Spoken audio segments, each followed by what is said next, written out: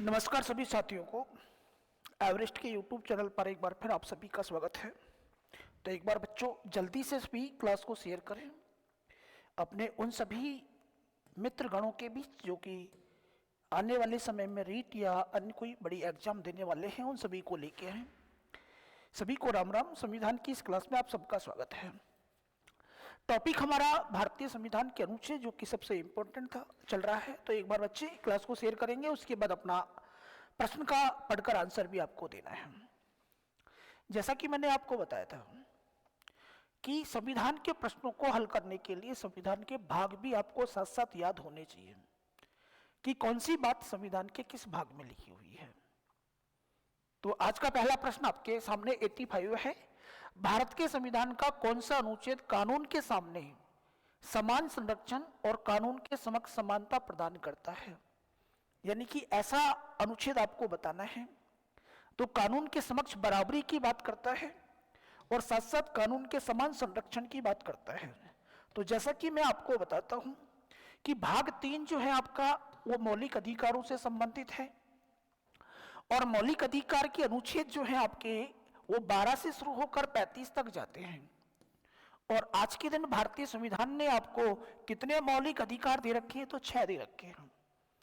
और उन 6 मौलिक अधिकारों में से पहला मौलिक अधिकार आपका 14 से 18 तक जाता है और इसे आप कहते हैं समानता का अधिकार। पहला अधिकार है आपका। दूसरा अधिकार आपके 19 से 22 तक जाता है जिसे आपने स्वतंत्रता का अधिकार कहा है। तीसरा अधिकार आपका 23 और 24 के बीच में है और इसे आपने शोषण के विरुद्ध अधिकार कहा है, जो आपको शोषण से बचाने का काम करता है। 25 से लेकर अगर मैं आपको 28 तक ले जाता हूं तो यह आपकी स्वतंत्रता है। कौन से नंबर की? धार्मिक स्वतंत्रता की बात करता है। और यदि 29 और 30 की बात करता हूं तो यह आपका अधिकार नंबर आपके 5 और इसमें शिक्षा और संस्कृति की बात कही गई है। शिक्षा व संस्कृति की बात कही गई है। और लास्ट जो आपका अंतिम जो आपका मौलिक अधिकार है 6 नंबर का, वो अनुच्छेद 32 है और इसमें संवैधानिक उपचारों की बात कही गई है। मूल संविधान में इनकी संख्या 7 थी। बहुत बार मैं बता चुका हूं कि एक वर्तमान में हटा दिया गया है। आपको याद रखना है कि किसमें क्या हुआ है। तो यहां आपको याद रखना है कि बात कर रहा है कानून के समक्ष बराबरी का, यानी कि समानता के अधिकार की बात कर रहे हैं। और आप सब जानते हैं कि समानता का अधिकार जो है अनुच्छेद नंबर 14 से 18 तक जाएगा। तो 14 से 18 की जब बात की है उसने, तो मेरा हिसाब से तो बिल्कुल सबका आंसर सही जाना चाहिए। आपने आंसर दिया होगा इसका 14 और कोई इसमें बनता ही नहीं है। सर आपके जीके का कोर्स लेना, बेटा जीके का कोर्स आपको गुरुकुल एवरेस्ट के नाम से ऐप है, वहां आपको मिल जाएगा। रीट का कोर्स भी आने वाला है तो वो भी आप कुछ दिन के बाद अनाउंस करूंगा कि कब से आप खरीदना उसको शुरू करें। अलग अलग सब्जेक्ट का वहां पे अभी कोर्स आपको मिला हुआ है, छूट भी चल रही है। हर सब्जेक्ट का कोर्स आप मात्र 100 रुपए में खरीद सकते हैं वर्तमान में। ऐप का नाम है गुरुकुल एवरेस्ट के नाम से है। अब यहां अन्य अनुच्छेदों की भी बात कर लें। ये जो अनुच्छेद नंबर 60 है इसका संबंध बेटा राष्ट्रपति से है और ये राष्ट्रपति को आपके क्या काम करेगा? तो राष्ट्रपति की शपथ की बात करता है, राष्ट्रपति को शपथ दिलवाता है। अब आप ही जल्दी से कमेंट्स करेंगे कि भारत के राष्ट्रपति को शपथ कौन दिलाता है? भारत के राष्ट्रपति को शपथ कौन दिलाता है ये आपको बताना है।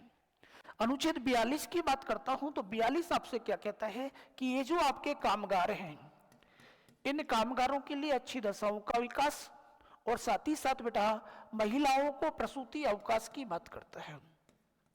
कर्मचारियों के लिए मानवोचित दशाओं का विकास करना है, अच्छी दशाओं का विकास करना है और महिलाओं को प्रसूति अवकाश मिलेगा। नीति निर्देशक तत्वों में अंदर आपके 42वां है। और अल्पसंख्यक वर्ग खुद के शिक्षण संस्थान खोल सकते हैं, अपनी भाषा और लिपि के शिक्षण संस्थान खोल सकते हैं। ये आपका अनुच्छेद नंबर कौन कहता है? तो 30 कहता है। सभी अनुच्छेद पढ़ते हुए आपको चलना है। अनुच्छेद 30 अल्पसंख्यक वर्ग अपनी भाषा और लिपि के शिक्षण संस्थान खोल सकते हैं। 42 कामगारों के लिए अच्छी दशाओं का विकास और महिलाओं को प्रसूति अवकाश है। 60 में मैंने आपसे पूछा कि राष्ट्रपति की शपथ है। प्रश्न यह है मेरा कि राष्ट्रपति को शपथ कौन दिलाएगा? बिल्कुल सबसे पहले संदीप का आंसर आ चुका है। भारत का मुख्य न्यायाधीश शपथ दिलाता है। अगर मुख्य न्यायाधीश का पद खाली है तो जो भी वरिष्ठतम न्यायाधीश होगा वो शपथ दिलाएगा। दूसरा प्रश्न पूछ लेता हूं कि भारत का राष्ट्रपति त्यागपत्र किसको देता है? राइट आंसर आपके 14। अगला ये रहा आपके सामने बेटा, मुख्य न्यायाधीश राइट आंसर था। भारत में राज्य के नीति निर्देशक सिद्धांत, तो जैसे ही प्रश्न आता है आपके सामने, आपको पता होना चाहिए कि नीति निर्देशक सिद्धांत की बात कर रहा है, यानी कि भाग 4 की बात कर रहा है। नीति निर्देशक सिद्धांत यानी कि अनुच्छेद नंबर 36 से चले जाना और 36 से कहां तक जाने, 51 तक आपको जाना होगा। पहली चीज तो ये याद होनी चाहिए। आगे बढ़ते हैं। सिद्धांतों में के तहत निम्न में से किस अनुच्छेद में ग्राम पंचायतों का गठन? गांधी जी का सपना था कि जो लोकतंत्र है वो गांवों में निवास करता है। वाइस प्रेसिडेंट, बिल्कुल दिनेश जी आपका सही है कि हमारे राष्ट्रपति को शपथ दिलाने का काम तो भारत का मुख्य न्यायाधीश करता है, और हमारा राष्ट्रपति जब त्यागपत्र देना होगा तो उपराष्ट्रपति को देता है। दोनों चीजें याद रखनी है आपको। यह प्रश्न ये पूछा है कि नीति निर्देशक तत्व यानी कि भाग नंबर 4 आपने कहां से लिए? तो आयरलैंड से लिए। अनुच्छेद आपके 36 से 51 तक है। इनमें से एक जो अनुच्छेद है वो आपके ग्राम पंचायतों के गठन की बात करता, बड़ा इंपॉर्टेंट है, बहुत बार आपके सामने आएगा। अब देखो 36 से जब 51 की मैं बात कर रहा हूं तो 36 से 51 में ये तो आता ही नहीं है और ये भी नहीं आता है, तो दो ऑप्शन तो मेरे वैसे ही कट गए। मुझे पता है कि नीति निर्देशक तत्व भाग 4 में है और अनुच्छेद 36 से 51 के बीच है। इतना पता होते ही मैंने दो ऑप्शन को बिल्कुल हटा दिया है। इसका आंसर 30 नहीं हो सकता, इसका आंसर 60 नहीं हो सकता। अब या तो 50 है या 40 है और दोनों ही महत्वपूर्ण हैं। तो ग्राम पंचायतों का कभी गठन करवाना है आपको, तो ग्राम पंचायत का गठन तो जो है ना बेटा ये करेगा आपके 40। और कभी जो आपकी न्यायपालिका है, इस न्यायपालिका को आप कार्यपालिका से अलग करवाना चाहते हैं, तो न्यायपालिका का कार्यपालिका से पृथक्करण जो है आपके अनुच्छेद नंबर 50 के अंतर्गत है। अनुच्छेद 30 मौलिक अधिकार है आपका, और अल्पसंख्यक वर्ग अपनी भाषा लिपि के क्या खोल सकते हैं? तो शिक्षण संस्थान खोल सकते हैं, उनकी बात करता है। ये संघ सरकार का है और इसमें हमारा राष्ट्रपति को क्या दिलाई जाती है? तभी मैं बता के आया हूं कि इसमें राष्ट्रपति की शपथ का जिक्र है। तो सभी अनुच्छेद आपको क्रम से पता होने चाहिए, ना केवल ऑप्शन वाला बल्कि बाकी भी अनुच्छेद। अब यहां मैं थोड़ा सा आपसे बात कर लेता हूं कि नीति निर्देशक तत्व, नीति निर्देशक तत्व जो है संविधान के भाग नंबर 4 में है और हमने ये आयरलैंड के संविधान यानी कि आयरिश गणराज्य से ग्रहण किए हैं। नीति निर्देशक सिद्धांत जो है आपके न्याय संगत नहीं है, न्याय संगत नहीं है अर्थात राज्य को पूरा नहीं करता है, तो हम न्यायालय की शरण में नहीं जा सकते, या मैं कहूं कि इनको न्यायालय के द्वारा लागू नहीं करवाया जा सकता। जबकि मौलिक अधिकार जो होते हैं, सर रीट मेंस का कौन सा लेना है जी बेटा? रीट मेंस के लिए तो अलग से भी ऐप पे आएगा, अभी आप पर्सनल सब्जेक्ट का खरीद के उसको पढ़ सकते हैं। जैसे कि आपने इंडियन ज्योग्राफी का कोर्स खरीदा तो रीट में लगभग सारा कुछ उसमें से मिल जाएगा। इसी प्रकार हिस्ट्री का आप अलग से लोगे, बाकी रीट मेंस के टॉपिक के हिसाब से तो अलग से भी आपके कोर्स आएगा। अभी फिलहाल के लिए आप उनको खरीद सकते हैं। तो नीति निर्देशक तत्ववादियों का नहीं है, अर्थात सरकार ने इनको पूरा नहीं किया तो हम न्यायालय से इनको लागू नहीं करवा सकते। पहली चीज आपके क्लियर है। दूसरी बात है कि भाग 4 है और भाग 4 के अनुच्छेद 36 से कहां तक है? 51 तक है। लिया कहां से? ये आपने पढ़ा। अब इन नीति निर्देशक तत्वों में लिखा हुआ क्या है? तो अनुच्छेद 36 आपको नीति निर्देशक तत्वों के संदर्भ में राज्य शब्द को परिभाषित करेगा। अनुच्छेद 37 नीति निर्देशक तत्वों के लागू होने की बात करेगा और साथ ही कहेगा कि यह न्याय संगत नहीं है। अनुच्छेद 38 सामाजिक आर्थिक राजनीतिक न्याय दिलाएगा, इसे लोक कल्याणकारी अनुच्छेद भी आप कह सकते हैं। सामाजिक आर्थिक राजनीतिक न्याय इस अनुच्छेद 38 के अलावा आपको भारतीय संविधान की प्रस्तावना में भी मिलेगा। 39 बहुत सारी चीजें आपके सामने लेके आएगा। सभी स्त्री हो या पुरुष सभी के लिए रोजगार की व्यवस्था करवाएगा। संसाधनों के केंद्रीकरण पर रोक लगाएगा। संसाधनों के समान वितरण की बात करेगा और स्त्री हो या पुरुष समान कार्य के लिए समान वेतन की बात करेगा। बच्चों की सुकुमार अवस्था का ध्यान रखने की बात करेगा। ये सारी बातें 39 में हैं। बाद में हमने एक और जोड़ा 39 से समान न्याय और निःशुल्क विधिक सहायता की बात करता है। 39A समान न्याय और निःशुल्क विधिक सहायता की बात करता है। 40 में पंचायतों का गठन होगा आपके। 41 में कुछ दशाओं में विकलांगता या वृद्ध जो लोग हैं उनके लिए कुछ दशाओं में काम शिक्षा और लोक सहायता पाने का अधिकार है आपका कुछ दशाओं में काम शिक्षा और लोक सहायता आपको अनुच्छेद 41 में मिलेगी।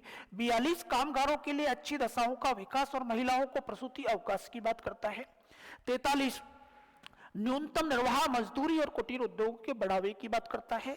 43 ए जो है आपके उद्योग के प्रबंध में कामगारों की भागीदारी की बात करता है। 43 बी जो है आपके सहकारी समितियों के गठन की बात करता है। संपूर्ण भारत में एक समान सिविल संहिता आपको 44 में मिलेगी। एक समान सिविल संहिता की बात 44 करता है। 45 जो है आपसे किसकी बात करता है, कभी आपसे पूछा जाए कि 45 तो आपके जो 0 से 6 साल के बच्चे हैं उनके पोषण और प्राथमिक शिक्षा की बात 45 करेगा। आरक्षित वर्गों की आर्थिक और आपकी शिक्षा संबंधी बढ़ावे को देगा। आपके आरक्षित वर्ग जो है आपके उनके लिए काम करेगा 46।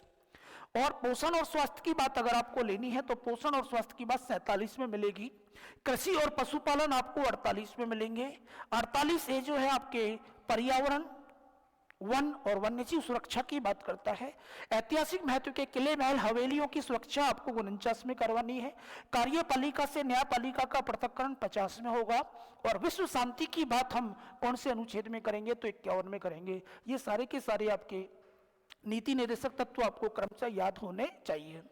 यहां तक अगर आपके सही हैं तो आगे आ जाओ। देखिए एक बार और सही आंसर दें, पढ़कर तुरंत आंसर दिया करें। भारतीय संविधान में अनुच्छेद 43 बी अभी बताया मैंने, 43 बी अनुच्छेद है, यानी कि भाग नंबर 4 है। और भाग नंबर 4 जो है 36 से कहां तक जाता है, 51 तक जाता है। इतना पहले आपके क्लियर होना चाहिए कि 43 बी का मतलब नीति निर्देशक तत्व। अब यहां मैं बात करूं संवैधानिक निकाय, मौलिक कर्तव्य, राज्य के नीति निर्देशक तत्व या मौलिक अधिकार। आपसे पूछा है कि 43 बी किसके अंतर्गत जोड़ा जाएगा, तो 43 बी जो है आपके 36 से 51 के बीच आ रहा है, यानी कि हमने इसे भाग नंबर किस में जोड़ा होगा, भाग नंबर 4 में जोड़ा होगा। 36 से 51 के बीच जोड़ा है तो 4 में जोड़ा होगा। और 4 का मतलब मेरे हिसाब से आप सब समझ रहे हैं कि नीति निर्देशक तत्व राइट आंसर रहेगा। तो इसका आंसर रहेगा बेटा सी। विदेश नीति बेटा 51 में आएगी आपकी। विश्व शांति की जो हम बात कर रहे हैं, यानी कि विश्व के विभिन्न देशों के साथ हमारे किस प्रकार के संबंध रहने चाहिए, वसुधैव कुटुंब की हम बात करते हैं। चीन के साथ हम पंचशील समझौता करते हैं। भारत की सेना दूसरे देशों में शांति सेना बन के जो जाती है, वो सब आपके अनुच्छेद 51 के अंतर्गत आएंगे। यहाँ क्या है तो नीति निर्देशक राइट आंसर है। अगर मौलिक अधिकार होता तो मौलिक अधिकार आपके 12 से 35 के बीच होता, तो वो है नहीं है ये वाला 43। अगर हमसे मूल कर्तव्य की बात करता तो ये 51 ए में ही हो सकता है, बाकी जगह होगा नहीं। तो इसका राइट आंसर है नीति निर्देशक तत्व, सी राइट आंसर है। भारतीय संविधान की किस अनुसूची में संघ सूची से संबंधित प्रावधान है, तो आपको पता होगा कि भारतीय संविधान जब बना तो उसमें हमने कुछ अनुसूचियां भी जोड़ी हैं। पहला प्रश्न कि जो आपका मूल संविधान था, इस मूल संविधान में अनुसूचियों की संख्या कितनी थी, जल्दी से कमेंट्स करते चलें। और वर्तमान में इनकी संख्या कितनी है। 2 क्वेश्चन, पहले आप इनका आंसर दें कि मूल संविधान में तो अनुसूचियों की संख्या कितनी है और वर्तमान में कितनी है। तो मेरे हिसाब से आप दे दोगे कि मूल संविधान में हमने ये 8 अनुसूची जोड़ी थी, संख्या बढ़कर अब कितनी हो गई है तो 12 हो गई है। यानी कि मेरा कहने का मतलब ये है कि 9वीं 10वीं 11वीं और 12वीं आपने बाद में जोड़ी है। और यदि आपने बाद में जोड़ी है तो बेटा आपने क्या किया होगा, संशोधन किया होगा। तो फिर आपसे प्रश्न पूछेगा कि कौन सी अनुसूची किस संशोधन के द्वारा जोड़ी गई है। तो 9वीं अनुसूची को तो हमने प्रथम संशोधन के द्वारा ही जोड़ दिया, ध्यान रखना। 10वीं को जोड़ा है हमने 52वें संशोधन के द्वारा, 52वें संशोधन के द्वारा। 11वीं को हमने 73वें संशोधन के द्वारा और 12वीं को हमने 74वें संशोधन के द्वारा जोड़ा है। हमसे याद रखना है कि 9वीं को प्रथम संशोधन के द्वारा, 10वीं को 52वें संशोधन के द्वारा, 11वीं को 74 के द्वारा, 73 के द्वारा, सॉरी 11वीं को 73 के द्वारा और 12वीं को 74 के द्वारा जोड़ा है। अब फिर अगला प्रश्न आता है कि किस सूची में किस विषय को रखा गया है। तो आप जल्दी से मुझे 2-3 चीजों के आंसर देंगे, उसके बाद मैं आपका क्रम से सबको याद करवाऊंगा कि आपको यह बताना है कि संवैधानिक पदाधिकारियों की शपथ किस में है। पहली चीज। दूसरा आपको ये बताना है कि ये जो हमारी राज्यसभा है, इस राज्यसभा में सीटों का आवंटन किस अनुसूची के अनुसार होता है राज्यों के बीच? ये दो आप आंसर दें जल्दी से कमेंट्स करके कि संवैधानिक पदाधिकारियों की शपथ तो कौन सी अनुसूची में है और राज्यसभा में सीटों का जो आवंटन राज्यों का हुआ है किस अनुसूची में हुआ है। यहां अगर मैं बात करूं तो ये जो आपकी अनुसूची है, इनमें से 10वीं अनुसूची में तो बेटा हमने दिया है दल बदल को दिया है। दल बदल के प्रावधान जो है राजीव गांधी सरकार के द्वारा 52वें संविधान संशोधन के द्वारा जोड़े गए हैं कि जो व्यक्ति विधानसभा या लोकसभा में जिस राजनीतिक दल से चुनाव जीतकर आता है, अगर उस पार्टी को छोड़ता है तो उसकी सदस्यता चली जाएगी। ये दल बदल के नियम हमने 10वीं अनुसूची 52वें संशोधन के द्वारा जोड़ी। 9वीं संसूची जो है ये राज्य के द्वारा, आपका जो राज्य है ये राज्य संपत्ति का अधिग्रहण कर सकता है, तो राज्य द्वारा संपत्ति के अधिग्रहण के मामले जो हैं आपके 9वीं अनुसूची के अंतर्गत डाले गए हैं, राज्य द्वारा संपत्ति का अधिग्रहण। चौथी अनुसूची की बात करूं तो चौथी अनुसूची जो है ना ये राज्यसभा में सीटों के आवंटन की बात करता है कि किस राज्य की कितनी सीटें होंगी, इसकी बात करेगा। ये बात आपको याद रखनी है। 7वीं अनुसूची, 7वीं अनुसूची में केंद्र और राज्य के बीच सत्ता का बंटवारा दिया गया है। केंद्र और राज्य के बीच सत्ता का बंटवारा दिया गया। बिल्कुल खान साहब आपका आंसर सही है एकदम। अब एक बार मैं सारी अनुसूची 12 आपको बता देता हूँ, शॉर्ट में आपको याद रखनी है कि क्या किस अनुसूची में लिखा हुआ है। ध्यान से सुने। संविधान की पहली अनुसूची जो है ना ये आपको ये बताएगी कि भारत में कितने तो राज्य हैं और कितने केंद्र शासित प्रदेश यानी कि यूनियन टेरिटरी हैं। तो भारतीय संघ में राज्य और केंद्र शासित प्रदेशों की संख्या आपको जाननी है तो अनुसूची 1 को पढ़ना होगा। भारत में अगर कोई भी नया राज्य बनाया जाता है, कोई भी केंद्र शासित प्रदेश बनाया जाता है, तो कौन सी अनुसूची को आपको अपडेट करना होगा? तो 1 को अपडेट करना होगा। अनुसूची जो 2 है ये संवैधानिक पदाधिकारियों के वेतन की बात करती है। अनुसूची 3 जो है आपकी ये आपकी संवैधानिक पदाधिकारियों की शपथ की बात करती है। अनुसूची 4 जो है ये राज्यसभा में सीटों के आवंटन की बात करती है। तो 4 तो बेटा क्रम से ये याद करें। पहली में भारत के राज्य और केंद्र शासित प्रदेश है, दूसरी में वेतन है, तीसरी में शपथ है, चौथी में राज्यसभा है। अगर 4 आपको याद हैं तो 4 के बाद और फिर हम आगे बढ़ते हैं। जो 5वीं है ये भारत में एससी और एसटी के बारे में बात करती है। छठी एक विशेष है, केवल इसका संबंध 4 राज्यों से है। ममता, ये 4 राज्य नॉर्थ ईस्ट के, ममता का मतलब एक आपके रहेगा मेघालय, एक रहेगा आपके मिजोरम, एक त्रिपुरा और एक असम। इन 4 राज्यों में एसटी के लिए विशेष प्रावधान है। ध्यान से सुनना। अनुसूची 5 अनुसूचित क्षेत्रों और जनजातियों की भारत में बात करेगा। छठी अनुसूची का संबंध केवल 4 राज्यों से, मेघालय, मिजोरम और त्रिपुरा और असम, 4 राज्यों में है। 7वीं अनुसूची जो है आपकी ये 7वीं अनुसूची सत्ता के बंटवारे की बात करती है और सत्ता के बंटवारे के लिए हमने 7वीं अनुसूची के अंतर्गत 3 लिस्ट बना रखी है आपकी।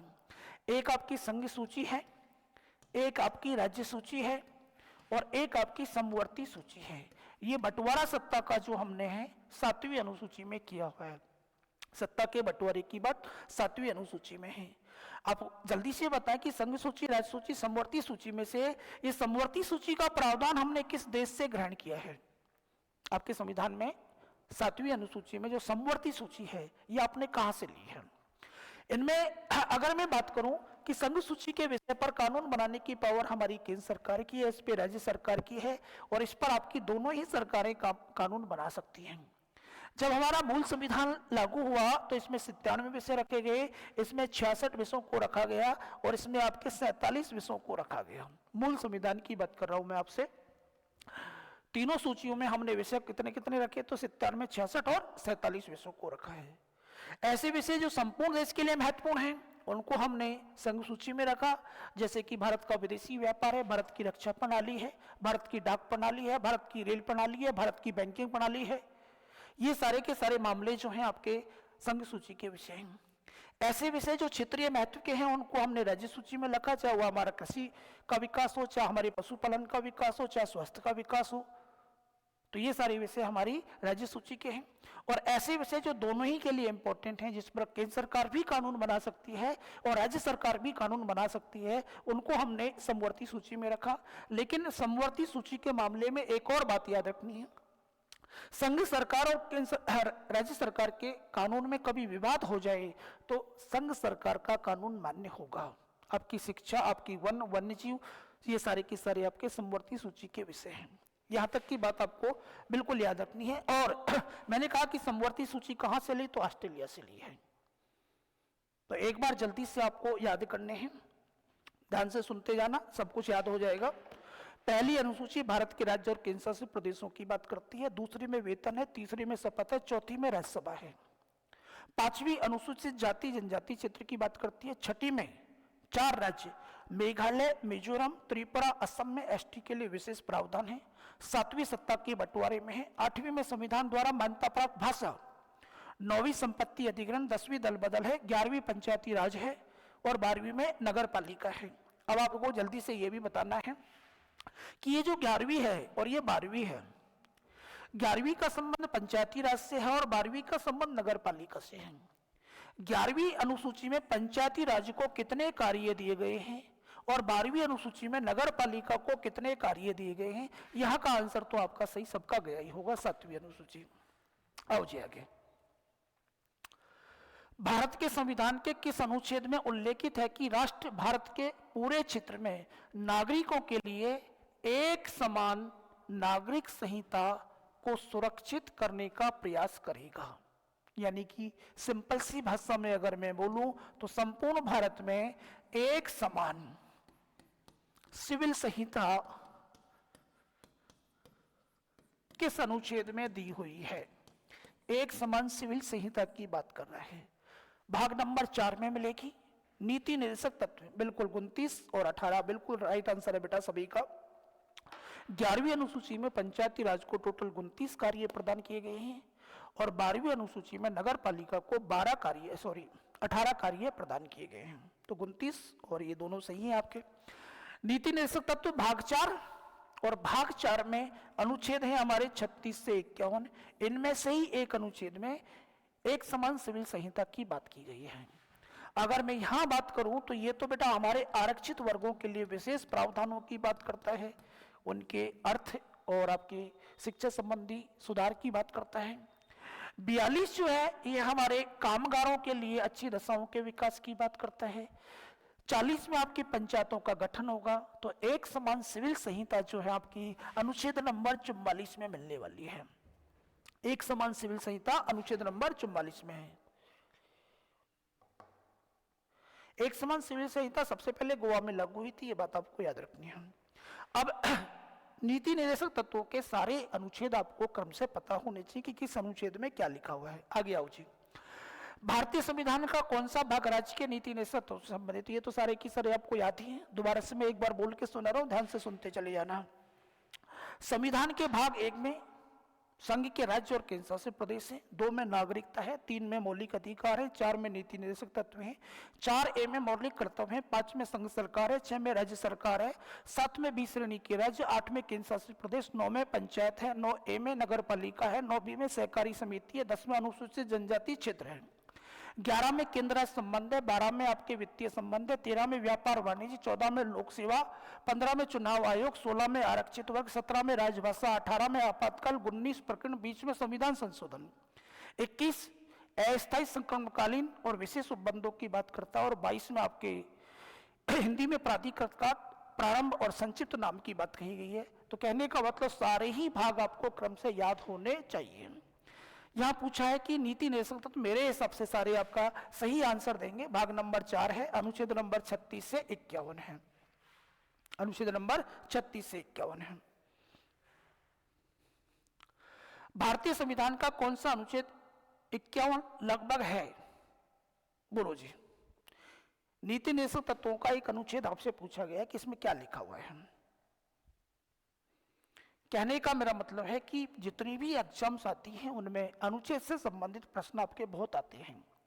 और अनुच्छेदों में एक चीज आपने देखी होगी, भाग नंबर 3 और 4 के अनुच्छेद सबसे ज्यादा बार पूछे जाते हैं और दोनों अनुच्छेदों को याद करने में 5-5 मिनट का समय लगता है, अगर थोड़ा सा आपने 1-2 बार ध्यान से पढ़ लिया है तो। एक बार फिर मैं आपके सामने भाग 4 के अनुच्छेद बोल के सुना रहा हूं, ध्यान से सुनते चले जाना एक एक करके। अनुच्छेद 36 नीति निर्देशक तत्वों के संदर्भ में राज्य शब्द को परिभाषित करेगा। 37 नीति निर्देशक तत्वों के लागू होने की बात करेगा। 38 सामाजिक आर्थिक राजनीतिक न्याय की बात करता है।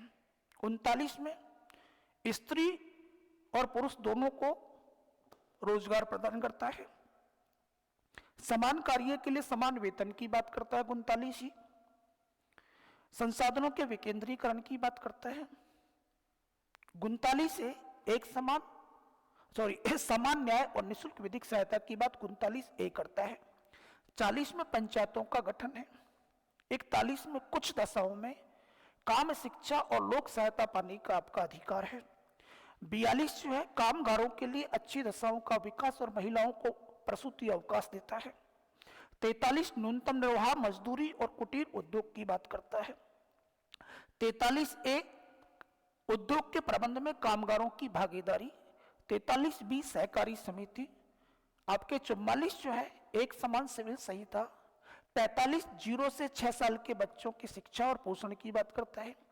46 में आरक्षित वर्ग SC ST और अन्य पिछड़े वर्ग की जो अर्थ संबंधी सहायता और शिक्षा संबंधी सहायता की बात करता है। 47 पोषण और स्वास्थ्य की बात करता है। 48 कृषि और पशुपालन। 48A पर्यावरण वन और वन्यजीव सुरक्षा की बात करता है।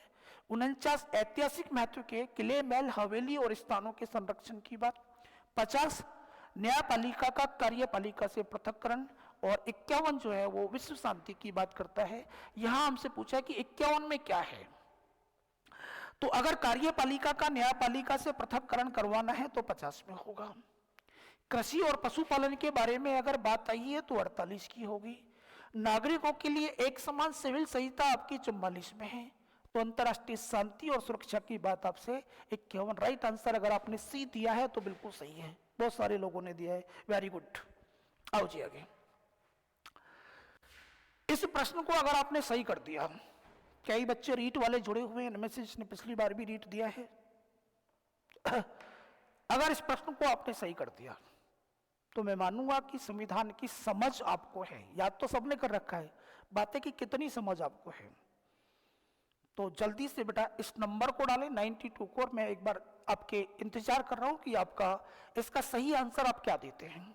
जब तक मैं आपके कमेंट्स पढ़ के आपसे सवाल जवाब कर रहा हूं, आप देखते रहें। इसका सही आंसर चैलेंजर रीट वालों के लिए आपको इसका सही आंसर देना है, जितने भी रीट की तैयारी कर रहे हैं, क्योंकि रटा रटा क्वेश्चन तो हर कोई हल करता है, समझना है इस क्वेश्चन को। और अपना आंसर देने के साथ ये भी कमेंट्स करें कि आपने आंसर क्यों दिया है, क्या कारण से आपने इसको समझो या नहीं समझो। जब तक मैं आपको और चीजें बता देता हूं, आपको पता है कि भारतीय संविधान का भाग नंबर जो आपके है, भाग नंबर 5, ये आपसे संघ सरकार की बात करता है। संघ सरकार की बात करता है, इतना तो आपको पता है, मेरे हिसाब से सब जानते हैं कि भाग नंबर 5 में संघ सरकार है। देखते हैं कितने लोगों का आंसर सही आता है। आओ जी आगे। अब भाग नंबर 5 में मैंने आपको बताया था, कई बार आपको बता चुका हूं मैं कि भाग नंबर 5 में हम किस किस को पढ़ेंगे। तो संघ की हमारी जो कार्यपालिका है उसका अध्ययन हमको करना है। संघ की हमारी विधायिका जो है, भारत की संघ की विधायिका की हम बात करेंगे। भारतीय संघ की जो न्यायपालिका है, संघ की न्यायपालिका जो है उसकी भी हम यही बात करेंगे। तीनों सरकार के अंगों की बात आपके भाग 5 में होगी। अब आपसे पूछा है, ज्यादातर का आंसर बेटा 2 और 3 में उल्लेख है। क्या पूछा है प्रश्न को देखो एक बार, संसद का उल्लेख कहां है, तो आर्टिकल नंबर 2 में संसद कहां से आ गई बेटा। नए राज्यों का गठन नहीं करवा रहा मैं आपसे, 2, 3, 4 नहीं हो सकती। चलो अब देखो एक बार आप कार्यपालिका, विधायिका, न्यायपालिका, संघ सरकार के 3 अंग हैं, तीनों काम करते हैं। अब कार्यपालिका जो है आपकी, इस कार्यपालिका के आर्टिकल आपके आर्टिकल, संघ सरकार के आर्टिकल पता है ना बेटा आपको, 52 से 151 तक जाना है। अनुच्छेद 52 से 151 तक आपको जाना है, ध्यान से सुन लेना। इनमें से कार्यपालिका के अनुच्छेद हैं आपके 52 से लेके 78 तक, ये कार्यपालिका के हैं। 52 से लेकर 78 तक कार्यपालिका है। इसमें आपके कार्यपालिका में राष्ट्रपति आ गया, उपराष्ट्रपति आ गया, प्रधानमंत्री, मंत्रिपरिषद और महान्यायवादी की हम बात करेंगे।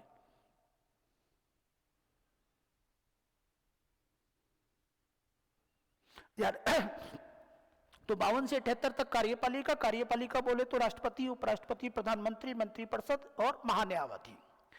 विधायिका, भारत की विधायिका को कहा जाता है संसद, और संसद का निर्माण होता है बेटा राष्ट्रपति, लोकसभा और राज्यसभा से मिलकर, और इसके आर्टिकल 79 से शुरू होते हैं और कहां तक जाते हैं, 122 तक जाते हैं। ये भारत की विधायिका हो गई। न्यायपालिका, संघ में हमारी जो न्यायपालिका है वो सुप्रीम कोर्ट है, और सुप्रीम कोर्ट के आर्टिकल 124 से शुरू होते हैं और 147 तक जाते हैं, ये आपको याद रखना है।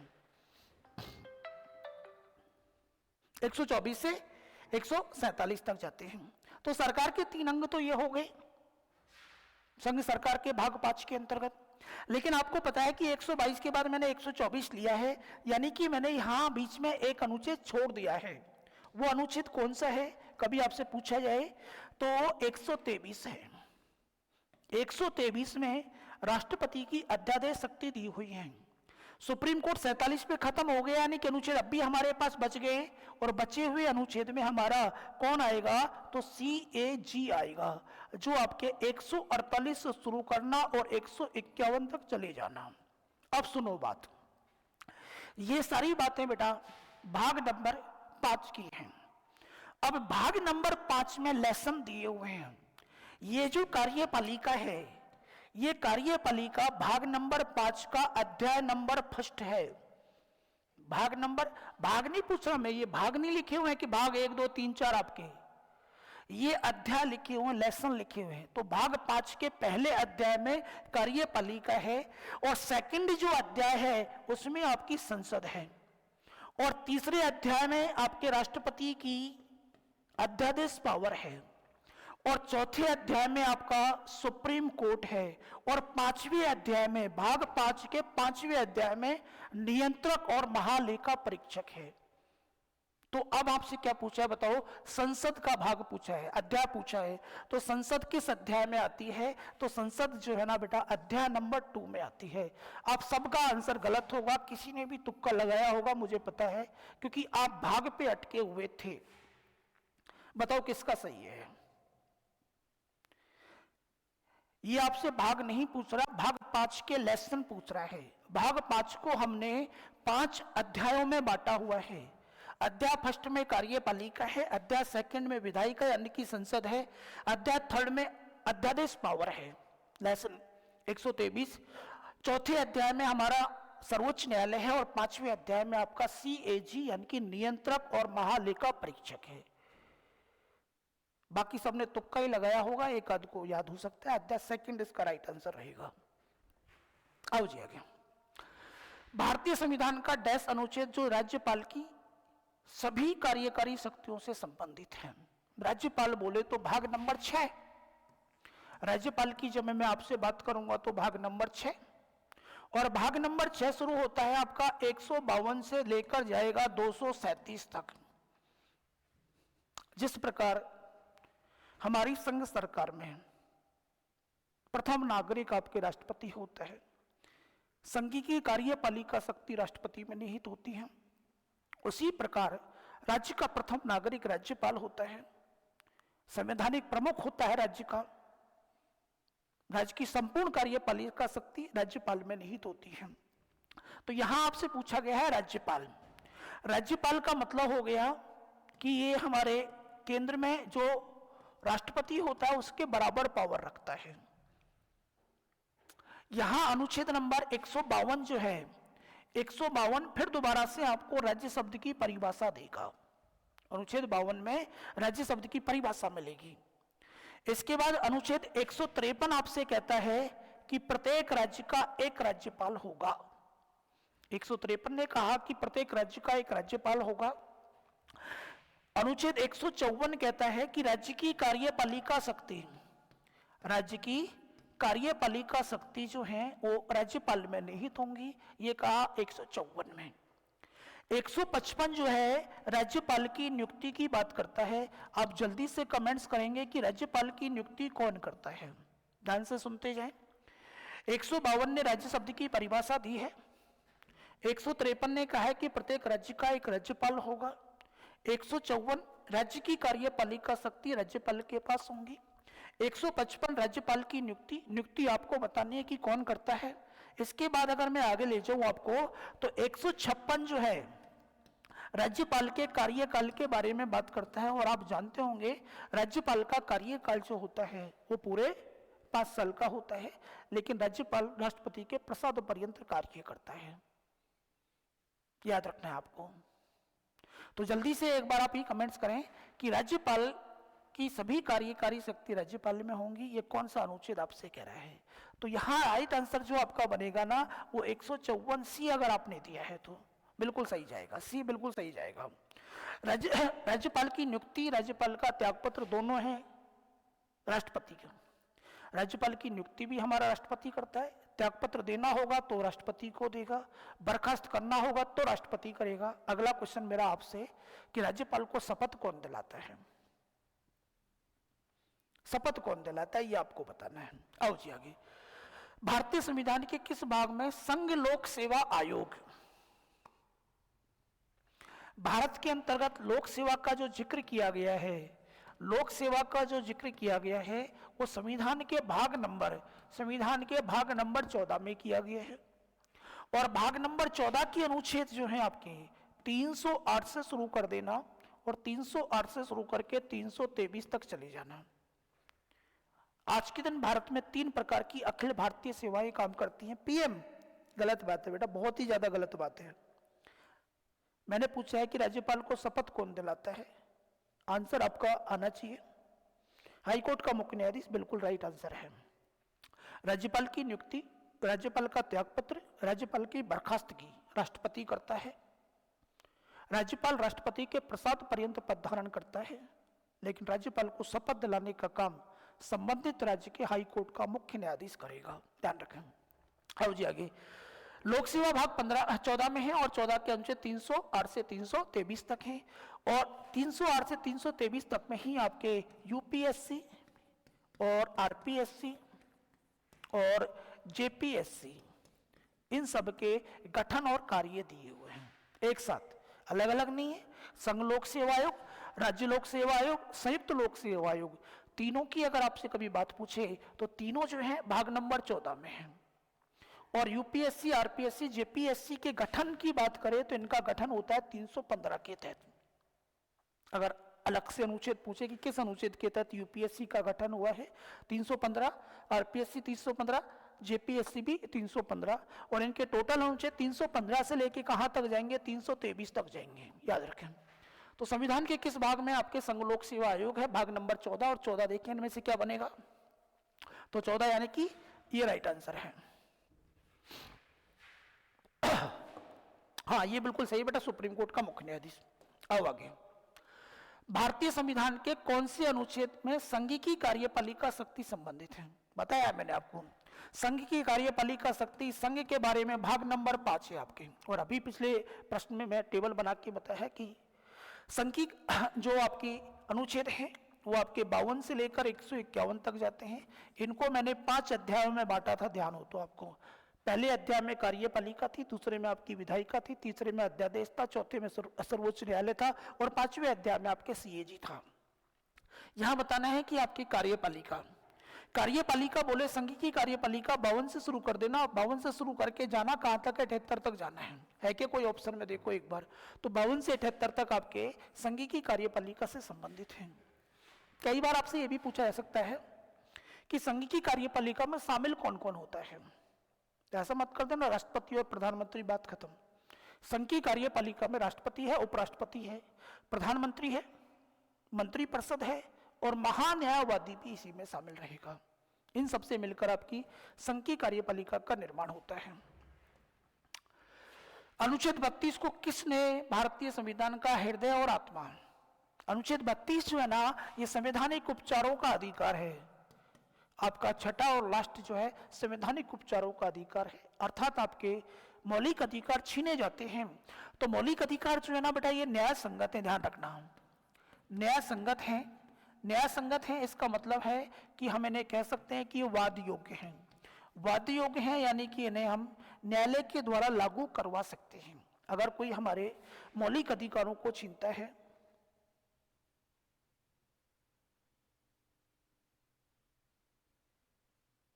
बावनवे में क्वेश्चन का आंसर आर्टिकल 1(2) भाग 1 क्वेश्चन 92। आपका क्वेश्चन समझ में नहीं आया बेटा, एक बार दोबारा से राणा संघा क्या पूछना चाह रहे हैं आप, है ना, एक बार देखें उसको। तो मौलिक अधिकार जो है हमारे न्याय संगत है, अर्थात कोई इनको छीनता है तो हमें इनको न्यायालय के द्वारा लागू करवा सकते हैं। ये वाद योग्य हैं। वाद योग्य हैं तो आप वाद योग के लिए न्यायालय के पास जाओगे। तो अगर मौलिक अधिकारों को छीना जा रहा है तो आप वाद दायर कर सकते हैं, यानी कि रिट दायर कर सकते हैं। और आप मौलिक अधिकारों के उल्लंघन पर कितने प्रकार की रिट दायर की जा सकती है, तो 5 प्रकार की रिट। फिर आपसे पूछेगा कि रिट दायर कहाँ की जा सकती है। रिट दायर कहाँ की जा सकती है, आपको पता होगा, सुप्रीम कोर्ट में, हाई कोर्ट में या सेशन कोर्ट में, यानी कि अधीनस्थ न्यायालय में। तो रिट कहाँ कहाँ जारी करवा सकते हैं आप, तो याद रखें रिट केवल 2 न्यायालयों में जारी हो सकती है। एक तो सुप्रीम कोर्ट रिट जारी कर सकता है अनुच्छेद 32 के तहत, और हाई कोर्ट भी रिट जारी कर सकता है मौलिक अधिकारों के उल्लंघन पर। सुप्रीम कोर्ट तो करता ही है, अनुच्छेद 32 के तहत संवैधानिक उपचारों का अधिकार है।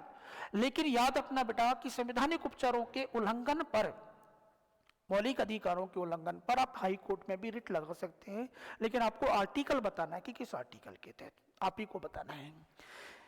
अनुच्छेद 32 को संविधान का हृदय और आत्मा, अगर इस नाम को मैं हटा दूं तो संविधान का हृदय या आत्मा किसको कहा जाता है, तो प्रस्तावना को कहा जाता है। किसी व्यक्ति का नाम दिया हुआ नहीं हो और आपसे डायरेक्ट प्रश्न पूछ ले कभी कि संविधान का हृदय और आत्मा किसे कहा जाता है, तो प्रस्तावना को कहा जाता है। लेकिन अलग से प्रश्न आता है, अलग से प्रश्न आता है कि किस व्यक्ति के अनुसार कहा जाता है, तो हमारे संविधान के पिता, संविधान के जनक भीमराव अंबेडकर साहब के अनुसार कहा जाता है। अब शाहबाज खान जी जो तरीका मैं बता रहा हूं उसको थोड़ा सा इस्तेमाल कर लिया करें। हाई कोर्ट जो है ना आपका, ये हाई कोर्ट बेटा भाग नंबर 6 में आता है, ध्यान से सुनना। हाई कोर्ट भाग नंबर 6 में आएगा और भाग नंबर 6 के आर्टिकल ही शुरू होते हैं 152 से और जाते कहां तक है, 237 तक जाते हैं। इनमें ही कहीं तुम्हारा हाई कोर्ट होगा। तो खान साहब 126 में कैसे आपका हाई कोर्ट आ जाएगा, जल्दी से कमेंट्स करके आप ही बता दें। 126 में हाई कोर्ट कैसे आ जाएगा, सुप्रीम कोर्ट होता तो बात दिखती।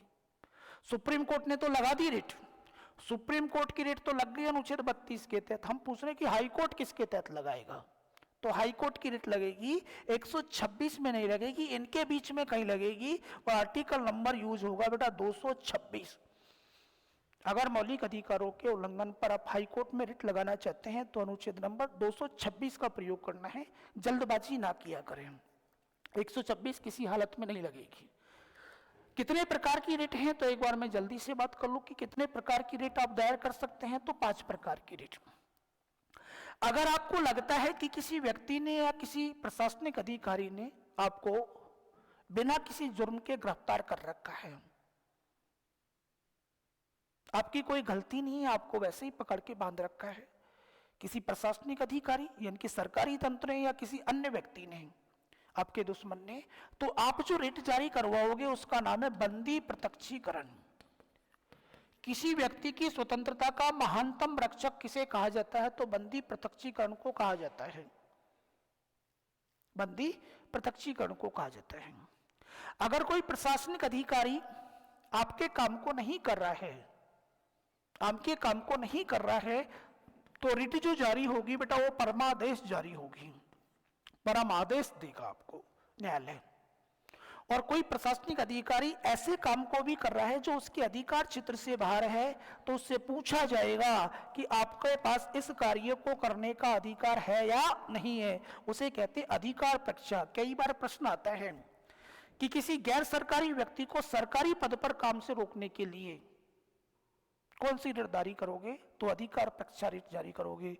निचले मामले में किसी मामले को ऊपर मंगवाना है तो उत्प्रेषण, और निचली अदालत में कार्यवाही को रुकवाना है तो आपको रिट जारी करनी होगी प्रतिषेध। ये 5 प्रकार की रिट आप जारी कर सकते हैं। व्यक्ति की स्वतंत्रता का महानतम रक्षक जो है आपके बंदी प्रत्यक्षीकरण को कहते हैं। कोई भी व्यक्ति, गैर सरकारी व्यक्ति सरकारी पद पर जाकर काम नहीं कर सकता, यह अधिकार अपेक्षा है आपकी। कोई भी सरकारी कर्मचारी आपके काम को मना नहीं कर सकता, यह परमादेश है आपकी। निचली अदालत में कार्रवाई को लिखवाना है तो प्रतिषेध होगी, और ऊपर मंगवाना है तो उत्प्रेषण होगी। 5 प्रकार की रिटें काम आएंगी। भारतीय संविधान के किस अनुच्छेद में कहा गया है कि सर्वोच्च न्यायालय एक अभिलेखीय न्यायालय होगा? अर्थात सर्वोच्च न्यायालय ने अगर कोई डिसीजन दे दिया तो आगे के लिए बन गया बेटा ये साक्ष्य, साक्ष्य बन गया, यानी कि आगे के लिए क्या बन गया? सबूत बन गया, अभिलेख बन गया। तो अभिलेखीय न्यायालय तो मेरा सुप्रीम कोर्ट भी था, आर्टिकल नंबर 215 के तहत। आपका उच्च न्यायालय भी अभिलेखीय न्यायालय होता है 215 के तहत। लेकिन यहां पूछा है कि सर्वोच्च न्यायालय किसके तहत होता है? राइट आंसर रहेगा आपके 129। 129 राइट आंसर है। संविधान संशोधन की प्रक्रिया से संबंधित है। संविधान संशोधन संविधान के भाग नंबर 20 में है, और 20 का एक ही आर्टिकल है, 2-3 नहीं है, केवल एक आर्टिकल है। और वो आर्टिकल कौन सा है बेटा? तो 368 है। 360 तो आप जानते होंगे बेटा, आपातकाल लगेगा, कौन सा वाला लग सकता है? तो वित्तीय आपात की बात करेगा है, वित्तीय आपातकाल कभी लगाना है। और ये जो है ना भाग नंबर 16 में है, और भाग नंबर 16 के इस आर्टिकल 232 में आपके क्या है कि जो आपकी विधानसभा है उस विधानसभा में रिजर्वेशन होगा, किसका? एससी और एसटी का रिजर्वेशन। 332 विधानसभा में एससी और एसटी का रिजर्वेशन। और 363 ये किसी विवाद या जो आपके मुद्दा है उसमें अदालत की जो दखलंदाजी है उसको रोकने के लिए लाया जाता है। तो राइट आंसर आपके संविधान संशोधन जो है भाग नंबर 368 के तहत होता है। आओ जी, भारतीय संविधान का कौन सा अनुच्छेद राष्ट्रपति के महाभियोग से संबंधित है? राष्ट्रपति पर महाभियोग। अनुच्छेद 52 आपसे कहता है कि भारत का एक राष्ट्रपति होगा। 53 कहता है कि संघ की कार्यपालिका शक्ति राष्ट्रपति के पास होंगी। राष्ट्रपति का निर्वाचक मंडल 54 में है। 55 में राष्ट्रपति के चुनाव की प्रणाली है। 56 में राष्ट्रपति का कार्यकाल है। 57 में राष्ट्रपति पद की पुनर्नियुक्ति की पात्रता की बात करता है। 58 आपके योग्यताओं की बात करता है। 59 में सेवा शर्तें हैं। 60 में शपथ है, और 61 में आपके महाभियोग है। 61 में आपके महाभियोग है। महाभियोग की प्रक्रिया को हमने जिस देश से ग्रहण किया है उस देश का नाम है यूएसए। महाभियोग लगता कहाँ है राष्ट्रपति पे? तो महाभियोग लगेगा आपके संसद में। संसद का कोई सा भी सदन लगा सकता है, लोकसभा भी और राज्यसभा भी। आवश्यक शर्त यह है कि सूचना देनी होगी कितने दिन पहले? 14 दिन पहले, और उस सूचना पर 1/4 सदस्यों के हस्ताक्षर होना आवश्यक है। महाभियोग का प्रस्ताव दोनों सदनों के द्वारा अलग अलग विशेष बहुमत से पास किया जाना आवश्यक है। दोनों सदनों के द्वारा विशेष बहुमत से पास किया जाना आवश्यक है। महाभियोग की प्रक्रिया को कहा जाता है अर्ध न्यायिक प्रक्रिया। महाभियोग की प्रक्रिया, बेटा सभी को एक साथ नमस्ते, बीच में जो जुड़े हैं। अशोक सर हिंदी वाले नमस्ते कर रहे सभी को, तो बेटा अशोक सर को भी प्रणाम। इनकी क्लास भी अपने चैनल पे होती है शाम को 6 बजे के आसपास, तो उसको भी आप लेकर रीड के जो बच्चे हो हिंदी की क्लास भी ले सकते हैं इस चैनल के ऊपर। तो महाभियोग की प्रक्रिया जो है अनुच्छेद इसमें है आपके। महाभियोग लगता कहाँ है? तो संसद में लगता है। कौन सा सदन लगा सकता है? दोनों लगा सकते हैं, लोकसभा भी और राज्यसभा भी। राज्यसभा भी लगा सकती है, लोकसभा भी।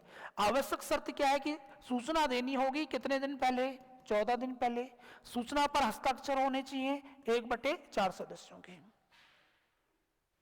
इसके बाद आपके मैं आगे बात करूं तो ऐसा प्रस्ताव दोनों सदनों द्वारा विशेष बहुमत से पास किया जाएगा।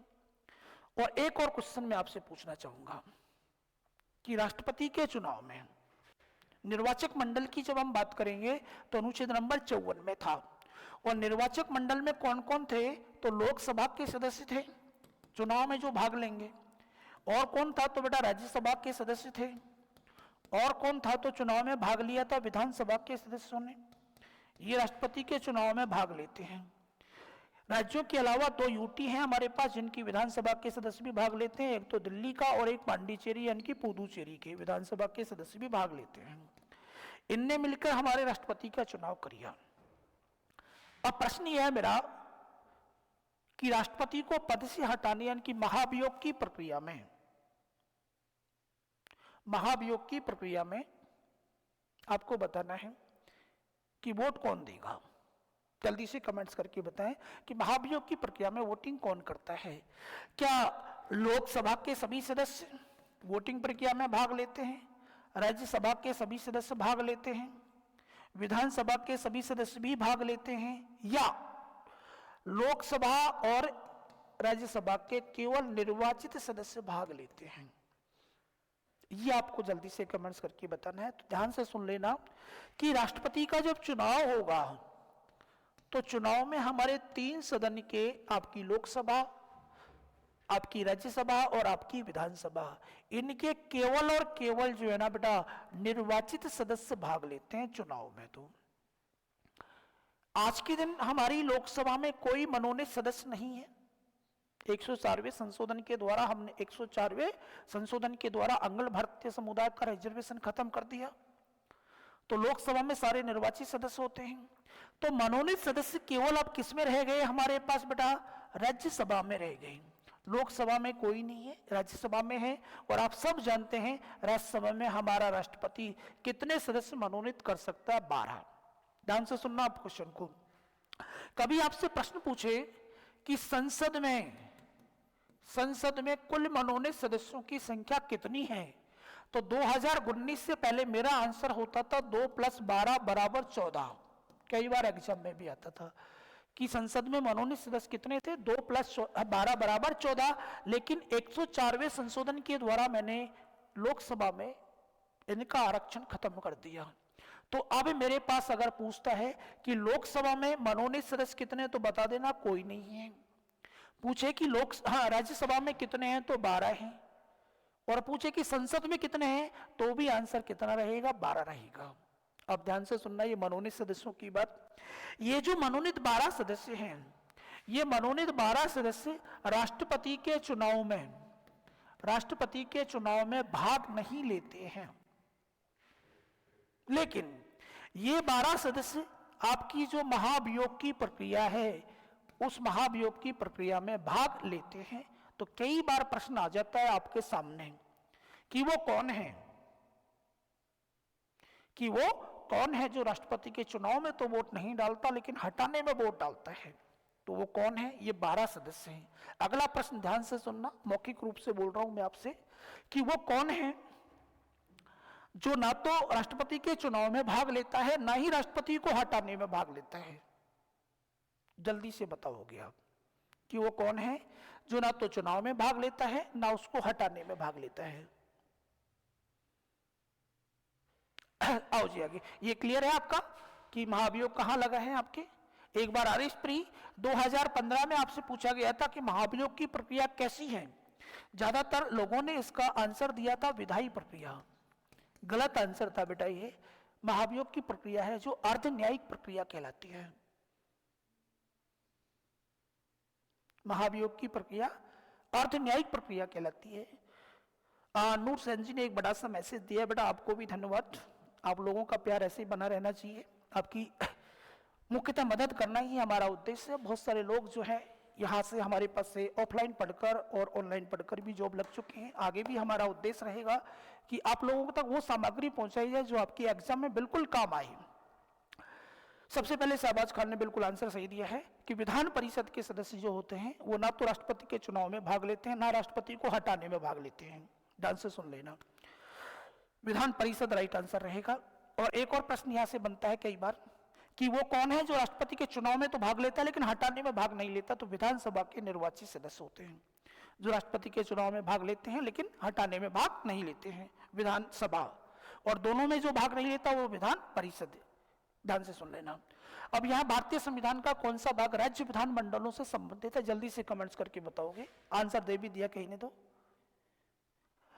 राज्य का विधानमंडल, राज्य का विधानमंडल यानी कि भाग नंबर 6, भाग नंबर 6 यानी कि अनुच्छेद नंबर 152 से 237। आपको भाग ही तो पता ना, भाग नंबर 6, और भाग नंबर 6 का मतलब आ गया बी। अभी भी कई सारे लोगों ने इसका आंसर डी दिया हुआ है, भाग 5। क्या कारण है भाई, 5 कैसे होगा यार? 100वें प्रश्न का आंसर कई सारे लोगों ने डी दिया हुआ है, कोई विशेष वजह? राज्य का विधानमंडल, ये तो बेटा इसमें तो आपकी संघ सरकार की बात कही गई है। कहां आप, ऐसा तो नहीं कहीं आपको रोमन संख्या नहीं आ रही हो? मेरे हिसाब से तो यही फर्क हो सकता है, आप रोमन संख्या भूल गए होंगे। आपने पढ़ा होगा कई बार, 7वीं 6ठी 7वीं में पढ़ते होंगे तो क्लासें इस तरीके से लिखी जाती है आपकी वहां पे। बी राइट आंसर रहेगा, 6ठा भाग है, विधानमंडल की बात कर रहे हैं। तो आज के लिए इतना ही, सभी को राम राम। अनुच्छेदों से संबंधित बातें अभी हमारी बहुत लंबी चौड़ी हैं तो जारी रहेंगी। आप लोग चैनल को ज्वाइन करके रखें और अपने सभी जो मित्रगण हैं उनको भी बताएं, खासकर जो रीट की तैयारी कर रहे हैं। जब तक आपकी रीट की प्री और मैन होंगी, आपका हर सब्जेक्ट जो एसएस का बहुत अच्छा करवा दिया जाएगा, चाहे वो संविधान हो, चाहे वो इंडियन ज्योग्राफी हो, चाहे वर्ल्ड ज्योग्राफी हो, चाहे आपको सबसे हार्ड लगने वाला इकोनॉमिक्स वाला पार्ट हो, वो भी बहुत अच्छे से करवाया जाएगा। और साथ ही साथ इतिहास, यानी कि कंप्लीट जीके आपको रीट की यहाँ पे आपको मिल जाएगी। तो आज के लिए इतना ही, सभी को राम राम, शुभ रात्रि।